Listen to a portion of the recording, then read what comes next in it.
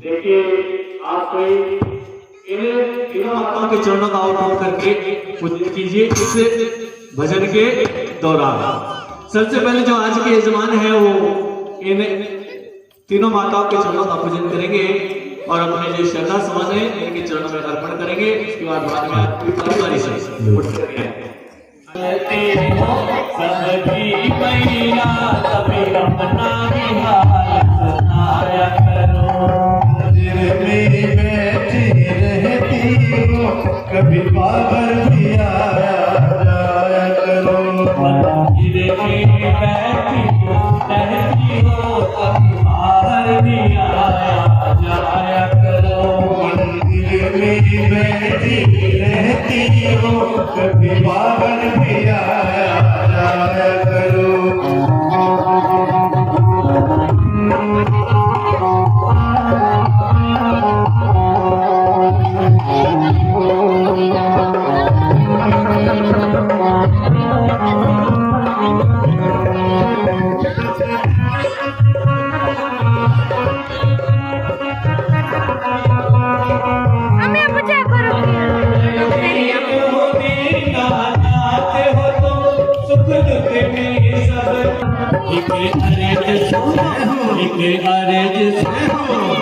अर्ज सुनो मेरी मैया अभी अपना भी दुख का सुनाया करो। मंदिर में बैठी रहती हो कभी बाहर भी आया जाया करो। हम रोज तेरे दरे आते हैं कभी तुम भी हमारे घर आया करो। हम रोज तेरे घर आते हैं कभी तुम भी हमारे घर आया करो।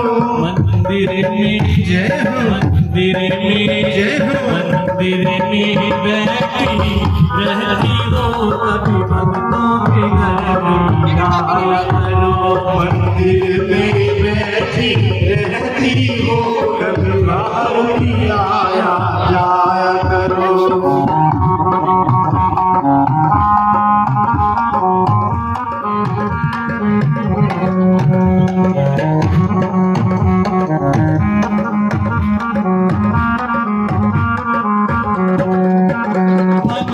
तेरे दर के जोगी है तेरे प्रेम में बने वियोगी है। हम तेरे दर के जोगी है तेरे प्रेम में बने वियोगी है।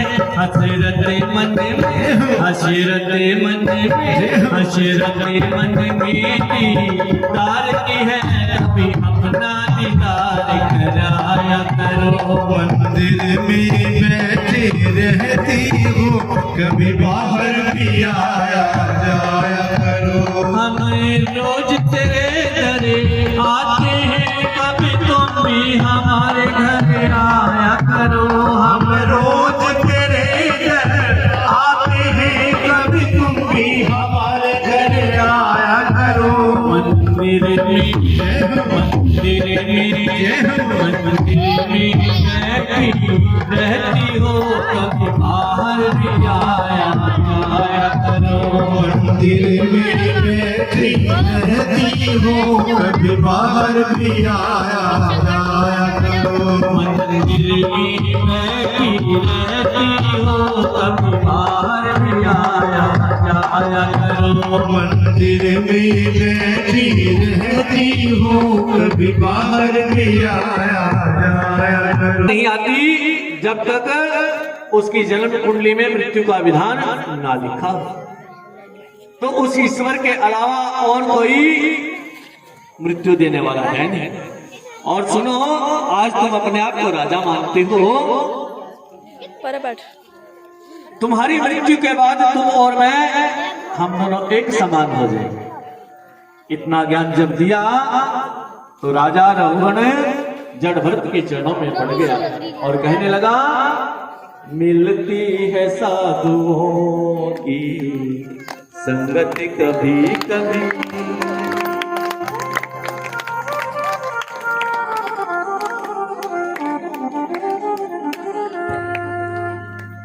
बोलो बांके बिहारी लाल की जय। मिलती है साधुओं की संगत कभी कभी, है साधुओं की संगत कभी कभी। चढ़ती है मन में नाम की रंगत कभी कभी, चढ़ती है मन में राम की रंगत कभी कभी। मिलती है साधुओं की संगत कभी कभी, मिलती है साधुओं की संगत कभी कभी।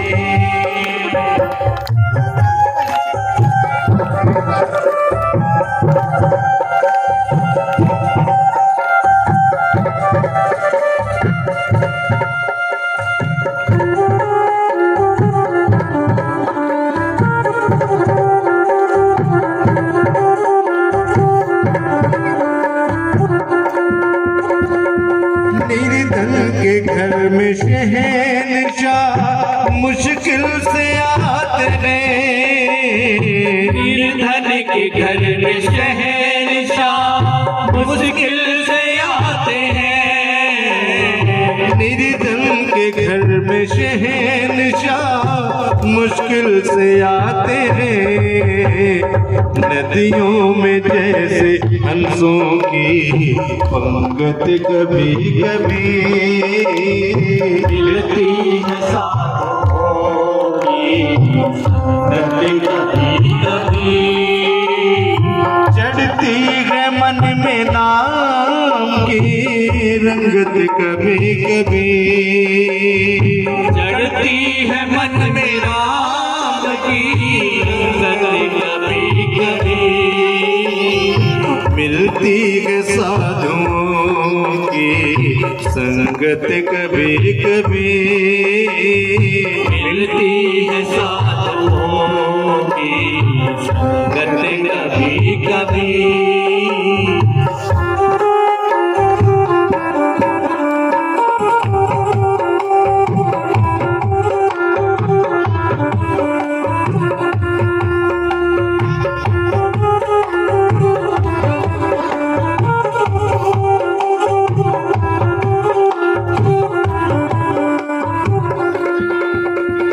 बंदे को रहना चाहिए बुराई से दूर दूर। बंदे को रहना चाहिए बुराइयों से दूर दूर। बंदे को रहना चाहिए बुराई से दूर दूर। ले डूबती है जल में कुसंगत कभी कभी, मिलती है साधुओं की संगत कभी कभी। मिलती है साधुओं की संगत कभी कभी।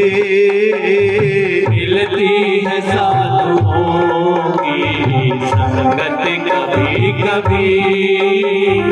कुछ तो तू बंदे सोच ले परलोक के लिए। कुछ तो तू बंदे सोच ले परलोक के लिए। कुछ तो तू बंदे सोच ले परलोक के लिए। मिलती है जिंदगी में फुर्सत कभी कभी। मिलती है साधुओं की संगत कभी कभी। चढ़ती है मन में नाम के रंगत कभी कभी। चढ़ती है मन में नाम की रंगत कभी कभी। मिलती है साधुओं की संगत कभी कभी। मिलती है साधुओं की संगत कभी कभी।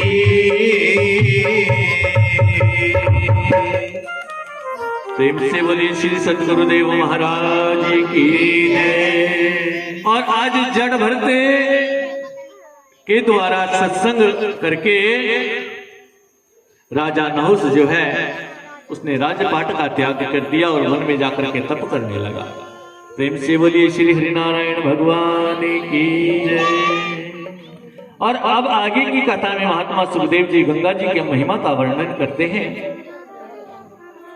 एक समय की बात है, भगवान भोलेनाथ माता पार्वती के संग माघ मास में इलाहाबाद प्रयाग में जो है स्नान करने के लिए जा रहे थे। तो रास्ते में उन्होंने जो श्रद्धालु गंगा स्नान करके या गंगा स्नान करने के लिए आ रहे थे उनको देखा। और माता पार्वती ने देखा कि जो व्यक्ति गंगा स्नान करके जा रहे हैं उनके तन की कुरूपता ज्यों की त्यों बनी हुई है। उसी समय मैया पार्वती ने पूछा कि भगवान आप तो कह रहे थे गंगा स्नान से मनुष्य के जन्म जन्मांतर के पाप कट जाते हैं, ये क्या देख रही हूं कि इन मनुष्यों के तन की कुरूपता ज्यों की त्यों बनी हुई है, इसका क्या कारण है? तो भगवान भोलेनाथ बोले कि मैं तुम्हें शब्दों के भाव से समझाऊं तो तुम्हें समझ में आने वाला नहीं। एक काम करो, मैं कोढ़ी का रूप धारण कर लेता हूं और तुम एक सुंदर स्त्री का रूप धारण कर लो और तब तुम्हारी बात ये जो है समझ में आएगी। और भगवान भोलेनाथ ने एक कोढ़ी का रूप धारण कर लिया, माता पार्वती ने एक सुंदर सी स्त्री का रूप धारण कर लिया और उस स्थान पर बैठ गए जिस स्थान पर लोग गंगा स्नान करके आ रहे थे और जिस स्थान से लोग गंगा स्नान करने के लिए जा रहे थे। वहां पर एक पीपल के वृक्ष के नीचे जो है छाया में बड़े आराम से बैठ गए। अब एक सुंदर सी स्त्री को देख करके वहां भीड़ इकट्ठी हो गई। इतनी भीड़ और उस भीड़ में से कुछ नौजवान बोले कि हे सुंदरता की देवी, तुम कौन हो और ये तुम्हारा क्या लगता है? मैया ने कहा कि ये मेरे पति हैं और इनके कर्म लेख में लिखा है जिस व्यक्ति ने 100 अश्वमेध यज्ञ किए हो, यदि इनको वो आकर के स्पर्श कर दे, छू दे, तो इनके तन का पोड़ अपने आप दूर हो जाएगा। और आज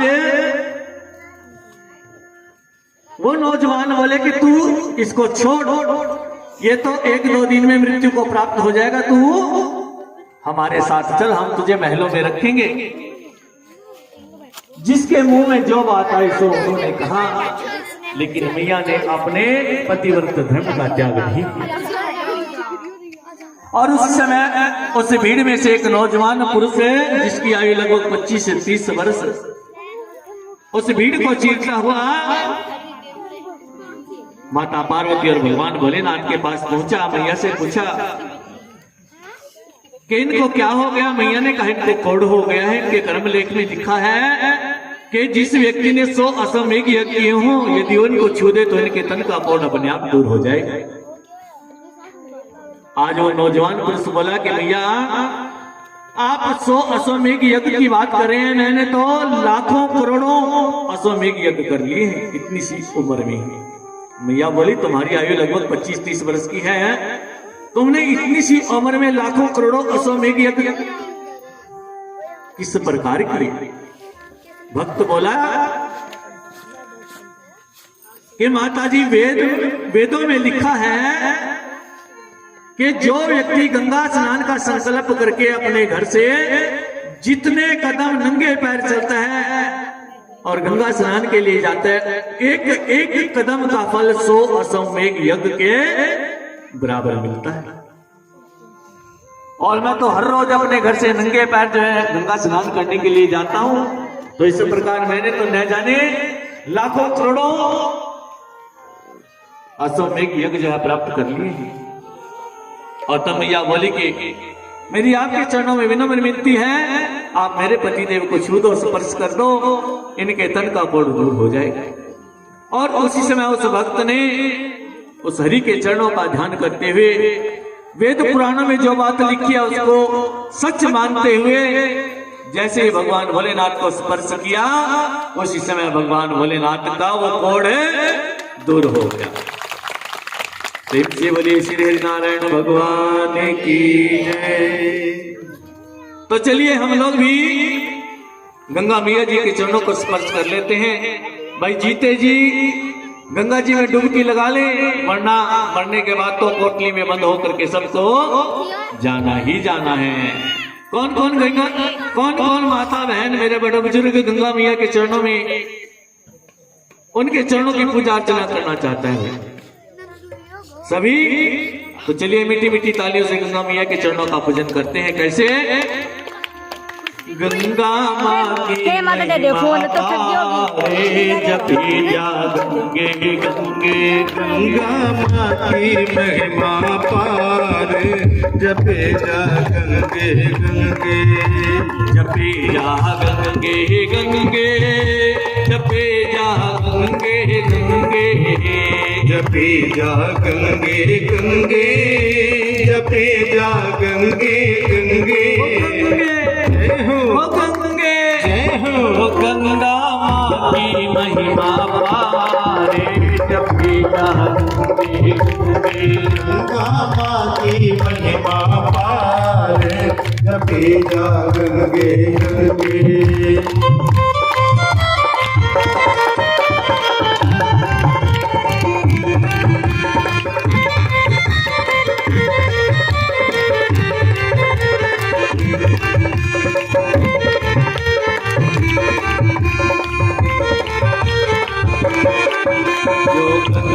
जन्म न होता बदरी केदार न होता, जो गंगा जन्म न होता बदरी केदार न होता, ना होता हरि का द्वारे, जपी जा गंगे गंगे, गंगा माँ की महिमा पार जपे जा गंगे गंगे।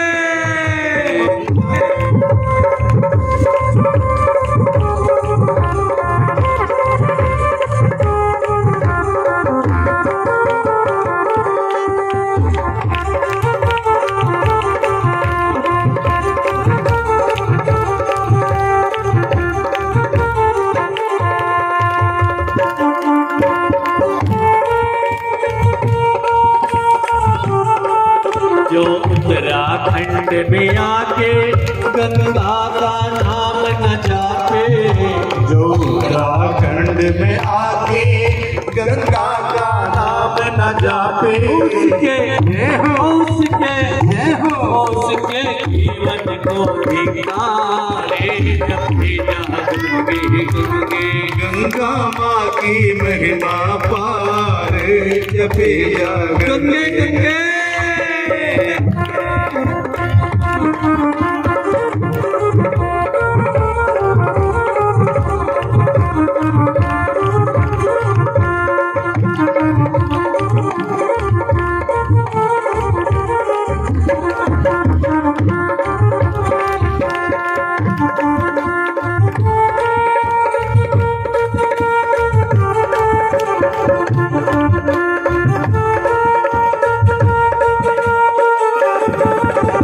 हरिद्वार में आके गंगा को शीश नवाते, जो हरिद्वार में आके गंगा को शीश नवाते, जो हरिद्वार में आके गंगा को शीश नवाते, जो हरिद्वार में आके गंगा को शीश नवाते, करती जय हो करती पापों का उद्धार, जपी जा गंगे गंगे, गंगा माँ की महिमा पार जपे जा गंगे गंगे, जपी जा गंगे गंगे, जपे जा गंगे गंगे, जपे जा गंगे गंगे, जपे जा गंगे गंगे।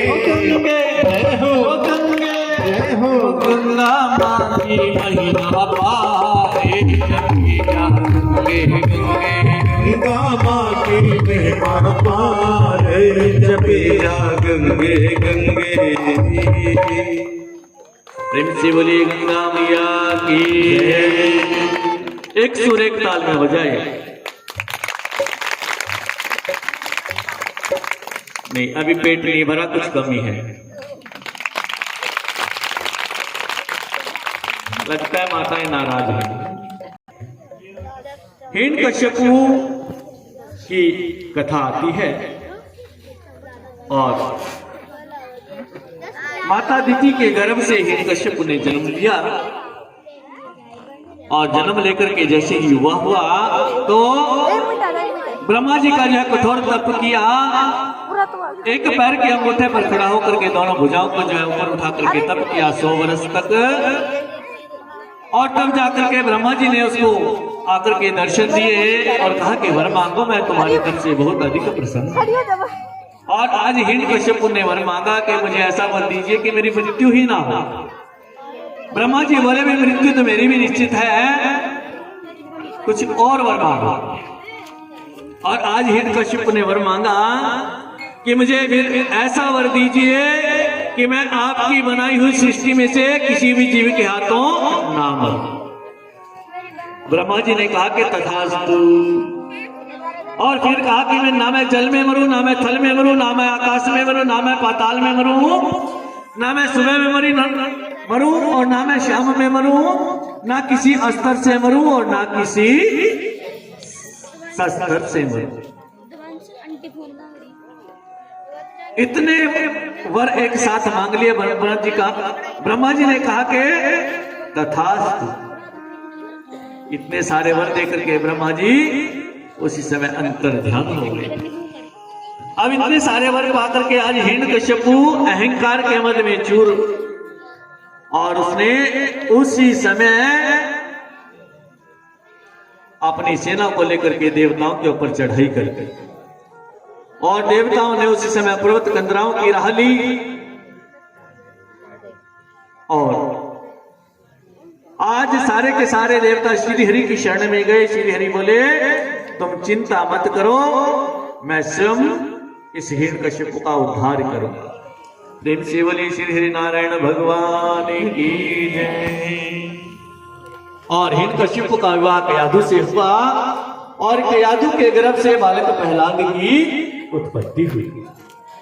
अब बालक प्रहलाद जैसे ही 5 वर्ष का हुआ उसको पिताजी ने गुरुकुल में भेजा कि जाओ बेटा विद्या अध्ययन के लिए जाओ। और आज बालक प्रहलाद विद्या अध्ययन के लिए गुरुकुल में गया। गुरुकुल में जो भी गुरुजी ने सिखाया पढ़ाया, आज उसका पहला दिन था। और जैसे ही घर आया महल में तो आज पिताजी ने पूछा कि बेटा क्या गुरुजी ने क्या पढ़ाया, क्या सिखाया, क्या तुमने पाठ याद किया, मुझे जो है सुनाइए। और हिरण्यकश्यपु ने जैसे कहा और बालक प्रहलाद बोला कि पिताजी गुरुजी ने जो सिखाया मुझे कुछ भी याद नहीं, मुझे तो केवल अपने हरि का नाम याद है। अपने हरि के नाम के अलावा मुझे और कुछ भी याद नहीं रहे।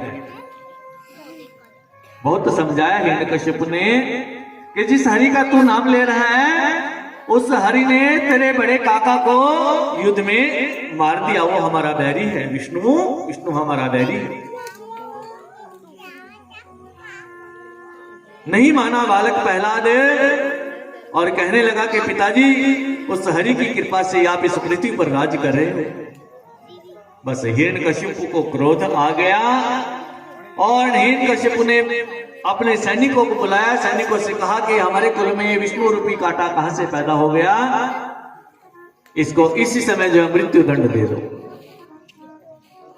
और बालक प्रहलाद को सैनिक लेकर के एक मैदान में गए।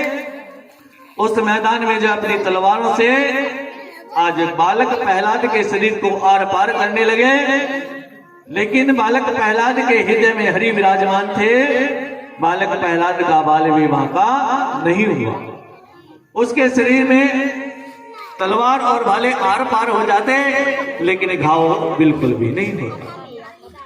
और तब सैनिकों ने देखा, उसको ले जाकर के एक पहाड़ी से नीचे जो है छोड़ दिया। वहां से भी बालक प्रहलाद बच करके आ गया। तब जो सर्पों से डसवाया वहां से भी बच गया, और उसके बाद हाथी के पैर से भी कुचलवाया, वहां से भी बच गया। और फिर जो षंड और धर्मक आकर के बोले हिरण्यकशिपु से कि आप इसे हर रोज की तरह इसी तरह स्कूल में, इनके गुरुकुल में विद्या अध्ययन करने के लिए भेजते रहो जब तक हमारे गुरु जी शुक्राचार्य जी नहीं आए। हो सकता है गुरु शुक्राचार्य जी आए, वो इसको समझाएं तो इसकी बुद्धि जो है पलट जाए। और इस प्रकार बालक प्रहलाद हर रोज की तरह गुरुकुल में जो है विद्या अध्ययन करने के लिए चल पड़ा। और उस दिन जो है षंड और अर्मक वहां पर नहीं थे गुरुकुल में, और आज उन असुर बालकों को उन असुर बालकों को श्री हरि के बारे में जो है पाठ पढ़ा रहा है। इस प्रकार के देखो मेरे पिताजी ने मुझे जो है एक हाथी के नीचे कुचलवाया और मुझे मारने का जो है प्रयास किया, प्रयत्न किया, लेकिन मैं नहीं मरा, क्योंकि अपना हरि जो है 1000 हाथ वाला है। अपने हरि के एक नहीं 1000 हाथ हैं, जिससे एक हाथ से उन्होंने मेरी बाह पकड़ी हुई है। तो क्या आज उन असुर बालकों को पाठ पढ़ा रहे हैं। हाँ जी, बुला लो जानकी भाई, बुला लो। हरि है 1000 हाथ वाला, ओ दीन दयाला, अपना हरि है 1000 हाथ वाला, अपना हरि है 1000 हाथ वाला, ओ दीन दयाला, हरि है 1000 हाथ वाला। मैं कहता डंके की चोट पर, मैं कहता डंके की चोट पर ध्यान से सुनियो लाला, अपना हरि है 1000 हाथ वाला, ओ दीन दयाला, अपना हरि है 1000 हाथ वाला, अपना हरि है 1000 हाथ वाला, हो दीन दयाला, हरि है 1000 हाथ वाला।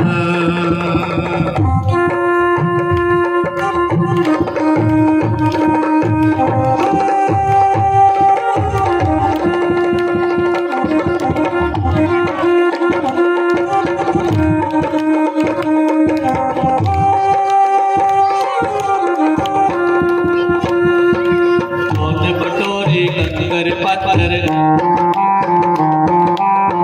जब हो हाथ में हीरा, जब हो हाथ में हीरा, कंचन सदा रहेगा कंचन, और कटीरे कतीरा, और कटीरे कतीरा, सच के आगे झूठ का निकला, सच के आगे झूठ का निकला, हर दम यहाँ दीवाना, अपना हरि है 1000 हाथ वाला, ओ दीन दयाला, हरि है 1000 हाथ वाला, अपना हरि है 1000 हाथ वाला, हो दीन दयाला, हरि है 1000 हाथ वाला।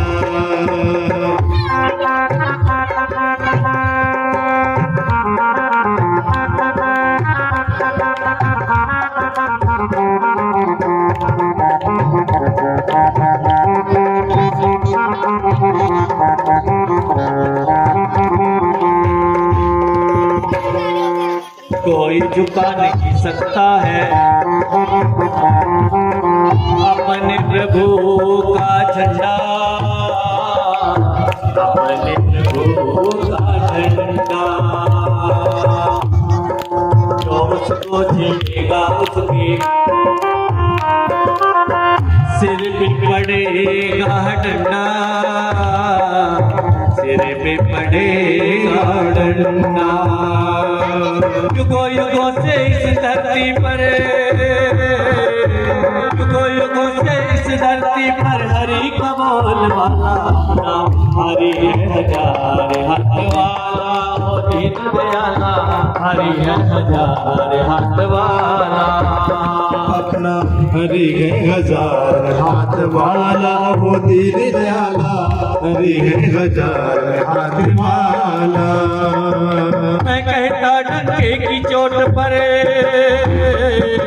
मैं कहता डंके की चोट पर, ध्यान से सुनियो लाला, अपना हरि है हजार हाथ वाला, वो दीन दयाला, हरि है हजार हाथ वाला। अपना हरि है हजार हाथ वाला, वो दीन दयाला, हरि है हजार हाथ वाला। और उसी समय जब असुर बालकों को जो है हरि का पाठ पढ़ा रहे थे, शंडो और कर्मक आ गए और जाकर के हिरण्यकश्यप से कहा कि आज तो तुम्हारे बेटे ने हद कर दी। सभी असुर बालकों को हरि के नाम का पाठ पढ़ा रहा था ये। जब बालक प्रहलाद घर आया तो हिरण्यकश्यप ने अपनी बहन होलिका को बुलाया और होलिका से कहा कि होलिका, तुम्हें अग्नि में ना जलने का वरदान प्राप्त है। इस विष्णु रूपी कांटे को तुम अपनी गोद में लेकर के बैठ जाना और हम अग्नि उत्पन्न कर देंगे। और आज जैसे ही होलिका ने बालक प्रहलाद को अपनी गोद में लेकर के बैठी, वो भूल गई कि तुझे भलाई के कार्य के लिए अग्नि में बैठने का वरदान मेरे प्रभु ने दिया है। और जब अग्नि प्रज्वलित हुई तो होलिका जल करके भस्म हो गई। बालक प्रहलाद का कुछ भी नहीं बिगड़ा। और तभी बालक प्रहलाद कहने लगा, मारने वाला है भगवान, बचाने वाला है भगवान, मारने वाला है भगवान, बचाने वाला है भगवान। मारने वाला है भगवान, बचाने वाला है भगवान, मारने वाला है भगवान, बचाने वाला है भगवान। पालन बाता होता उसका, पालन बाता होता जिसका, रक्षक दया निधान। मारने वाला है भगवान, बचाने वाला है भगवान, मारने वाला है भगवान, बचाने वाला है भगवान।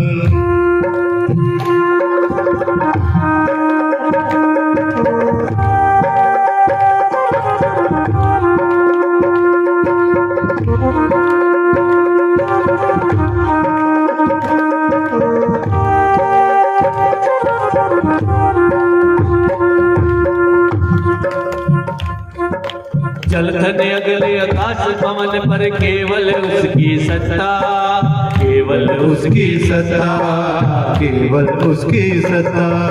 प्रभु इच्छा के बिना यहाँ पर हिल न सके कोई पत्ता, हिल न सके कोई पत्ता, हिल न सके कोई पत्ता। उसी का सोचा यहाँ पे होता,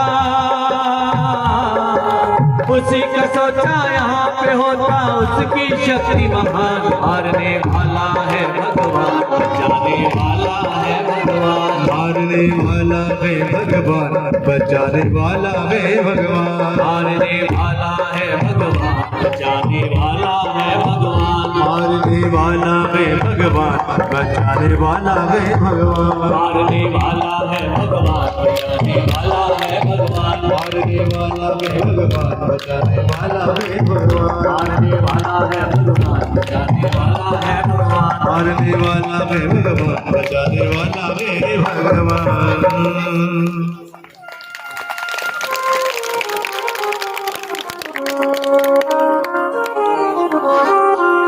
हाँ जी, कन्हैया जी को बुला लो और इस कुर्सी पर जो है उनको ला करके विराजमान करा दो। और जब बालक प्रहलाद ने कहा कि मारने वाला है भगवान, बचाने वाला है भगवान, तो हिरण्यकश्यप बोला, अच्छा ये बात है। और जब बालक प्रहलाद ने ये कहा कि पिताजी आप उस हरि की कृपा से ही इस पूरी पृथ्वी पर राज कर रहे हो, आप हरि के चरणों में पढ़ करके उनसे जो है उनसे क्षमा याचना कर लो।